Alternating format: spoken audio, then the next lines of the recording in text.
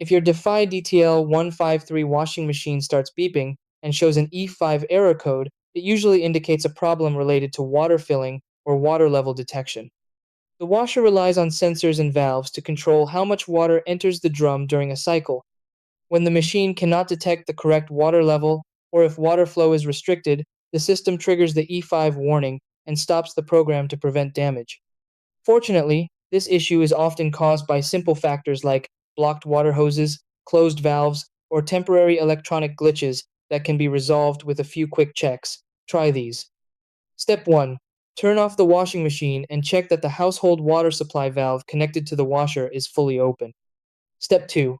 Inspect the water inlet hose for kinks, twists, or blockages that may restrict water flow. Step 3.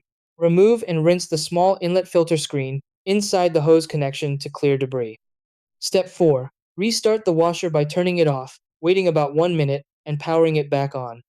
Step 5. Run a short wash cycle to confirm the machine fills with water normally and the E5 error disappears.